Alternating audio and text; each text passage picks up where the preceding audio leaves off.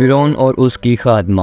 حضور اکرم صلی اللہ علیہ وآلہ وسلم شب معراج میں بیت المقدس کی طرف جاتے ہوئے مصر کے ایک قریب مکان سے گزرے تو انہیں نہایت اعلیٰ اور زبردست خوشبو آنے لگی۔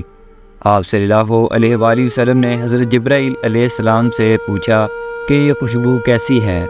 جواب ملا کہ فرعون کی بیٹی کی باندی مشاطہ اور اس کی اولاد کی قبر سے آ رہی ہے۔ پھر حضرت جبرائیل علیہ السلام نے اس کا قصہ بیان کیا کہ مشاطہ فرعون کی بیٹی کی خادمہ تھی اور وہ خفیہ طور پر اسلام لا چکی تھی۔ ایک دن فرعون کی لڑکی کو کنگھی کرتے ہوئے اس کے ہاتھ سے اتفاقاً کنگھی گر پڑی۔ وہ اٹھانے لگی تو اس کی زبان سے بے ساختہ بسم اللہ نکل گیا۔ اس پر شہزادی نے کہا کہ تو نے آج عجیب کلمہ بولا، رب تو میرا باپ فرعون ہی ہے، تو پھر تم نے یہ کس کا نام لیا؟ اس نے جواب دیا، فرعون رب نہیں بلکہ رب وہ اللہ ہے جو سب کو مجھے اور تجھے اور تیرے باپ فرعون کو روزی دیتا ہے۔ شہزادی نے کہا، اچھا تو میرے باپ کے سوا کسی اور کو اپنا رب مانتی ہے؟ اس نے جواب دیا، ہاں میرا، تیرا اور تیرے باپ کا سب کا ایک ہی رب ہے، وہ ہے اللہ تعالیٰ۔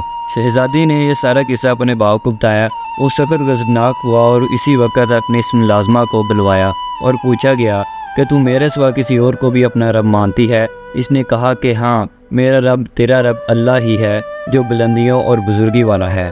فرعون نے اسی وقت حکم دیا کہ تانبے کی جو گائے بنی ہوئی ہے اس کو خوب تپایا جائے، اور جب بالکل آگ جیسی ہو جائے تو اس کے بچوں کو ایک ایک کر کے اس میں ڈال دیا جائے، آخر میں خود اسے بھی اسی میں ڈال دیا جائے۔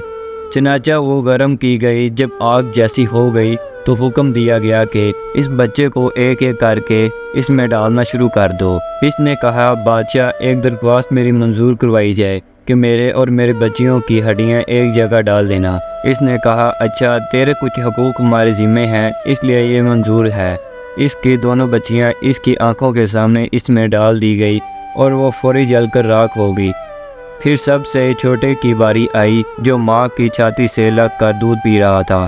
فرعون کے سپاہیوں نے اسے گھسیٹا تو اس نیک بندی کی آنکھوں کے تلے اندھیرا چھا گیا۔ اللہ تعالیٰ نے اسی بچے کو اسی وقت زبان دے دی اور اس نے بآواز بلند کہا، اماں جان افسوس نہ کریں، اماں جان پریشان نہ ہوں، حق پر جان دینا سب سے بڑی نیکی ہے۔ چنانچہ انہیں صبر آ گیا، اس بچے کو بھی آگ میں ڈال دیا گیا اور آخر میں ان کی ماں کو بھی اسی آگ میں جلا کر مار دیا گیا۔ یہ خوشبو اسی جنتی ماں کے محل سے آ رہی ہے۔ سبحان اللہ۔